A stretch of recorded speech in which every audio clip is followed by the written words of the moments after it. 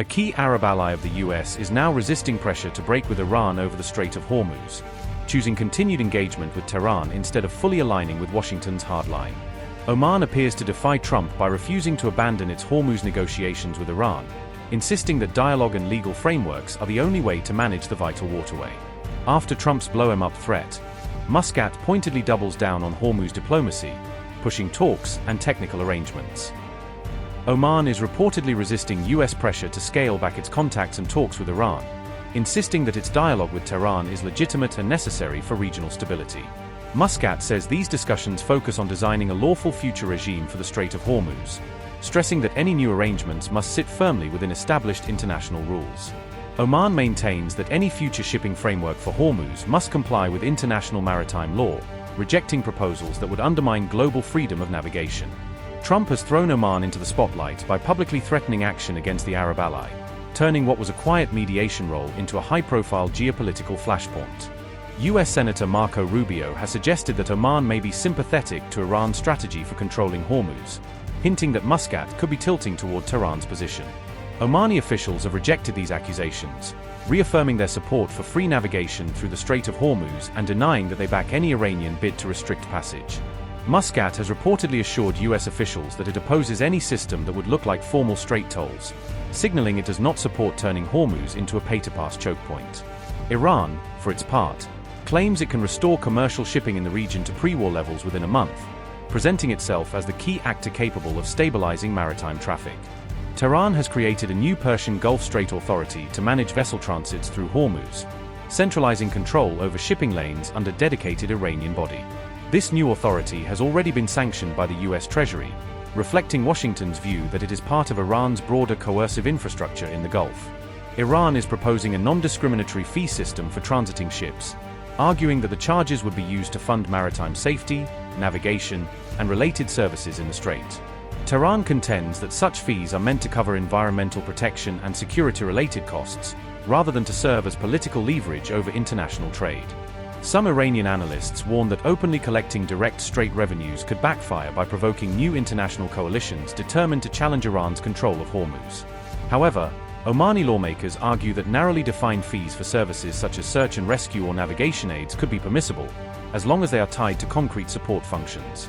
US officials suspect that Oman may privately support certain Iranian-backed fee mechanisms that, in practice, come close to functioning as transit charges on commercial shipping. In response, Washington has barred American persons and entities from receiving Iranian safe passage or related maritime services, aiming to starve the proposed system of Western participation. According to reporting by the Wall Street Journal, Washington is pressing Muscat to make a definitive choice by severing diplomatic ties with Tehran and ceasing diplomatic cooperation that the US views as enabling Iran. Notably, shortly after the war began, Oman swiftly opened a direct communication channel with Iran, a move intended to reduce tensions and preserve regional stability through dialogue. Arab officials have credited Oman with playing a constructive role by facilitating the reopening of flight routes and taking steps that de-escalated regional tensions and restored some normalcy for civilian travel. In recent weeks, the United States has begun to characterize Oman's balanced, mediator-style approach to Iran as increasingly unfriendly, suggesting a growing mistrust of Muscat's neutrality. This mounting pressure represents a significant shift in US policy toward Oman, which Washington historically regarded as a reliable mediator and partner in diplomatic backchannels. Historically, Oman has managed to sustain positive relations with both Tehran and Washington, positioning itself as a pragmatic intermediary capable of engaging with rival capitals. Tensions escalated following reports that Iran and Oman held talks concerning shipping through the Strait of Hormuz, raising US concerns about potential shifts in control or influence over the strategically vital shipping lane.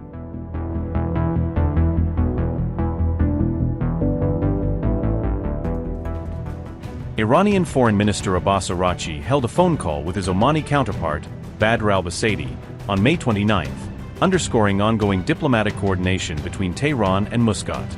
Araghchi later said he had a productive discussion with al-Basaidi, indicating that the two sides exchanged views on regional developments and bilateral cooperation.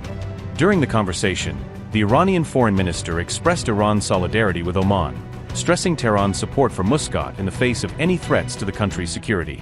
His remarks came shortly after Donald Trump made threatening comments toward Oman, framing Iran's message as a direct response and a signal of political backing for its Gulf neighbor. Iran wants control of the Strait of Hormuz. Would you accept a short-term deal that allows Iran and Oman to control the strait? And would they have to open it immediately, or would you be open to that happening over a period of time? No, the strait's going to be open to everybody. And who would control it? It's international waters. Nobody's going to control it. We're going to watch over it. We'll watch over it, but nobody's going to control it. That's part of the negotiation that we have. They would like to control it. Nobody's going to control it. It's international waters, and Oman will behave just like everybody else, so we'll have to blow them up. They understand that. They'll be fine. Mr. President, thank you. How much economic pressure do you feel to get the Strait of Hormuz open? Well, you have to understand, the United States has so much oil that we are an exporter of oil. So we have plenty of oil. We're very lucky. We're blessed with the greatest piece of land in the world from that standpoint, and we have more than anybody else. And now when you add Venezuela to it, we have, I think, 64% of the world's oil. And we're getting along very well with Venezuela, by the way. It's being run really beautifully. The big companies are moving in. It's going to be amazing because it's also, like us, they're very blessed in that sense. But we have natural energy that no other country has. We have more than anybody else. So it's really a world problem because most of the world doesn't have that. And we're making it available. During the closing, I don't know if you've seen some of the satellite pictures, boats, hundreds of boats lined up. It looks like, I used to say, the Long Island Expressway with the cars. They're lined up and they're coming to Texas, Louisiana, they're coming to Alaska to fill up their boat, their big boat. Some of them are really big, 2 billion gallons, even bigger than that now they make them. They make them up to 4, Chris, I hear. Now they make them up to 4. The 4 are now the big ones. Used to be the ones. Now it's 4 million barrels of, think of that, 4 million barrels of oil in one boat. But they're lined up and they're right now heading to Texas, and they've already filled up and they've gone back. In addition to that, you have a lot of boats, you have about 1,500 boats in the strait wanting to get out, and at the right time we'll release them. Trump's recent threat to blow up Oman has stunned observers in Washington because it targeted one of America's oldest and closest Arab partners at a moment of high tension. America's Treasury Secretary Scott Bessent issued another warning to Oman after President Trump said the nation should behave or we'll have to blow them up. Scott Bessent said, and I quote, "The United States government will not tolerate any effort to impose a tolling system in the Strait of Hormuz. Oman, in particular, should know that the U.S. Treasury will aggressively target any actors involved, directly or indirectly, in facilitating tolls for the strait, and any willing partners will be penalized. All nations should reject outright any efforts by Iran to disrupt the free flow of commerce. Tehran's days of terrorizing the region and the world are over." President Trump said, Oman will behave just like everybody else or we will have to blow them up. Are you guys back there in the West Wing making plans for a new war with Oman? Again, I think the president wanted to punctuate freedom of navigation in the strait. I had a call with the Omani ambassador this morning, and he assured me that there were no plans for tolling the strait. As he said, our countries have had 200 years of good relations. He wants to have another 200 more. And I told him that this was a non-starter, and he did not want to risk either the Omani individuals or Omani financial institutions getting sanctioned.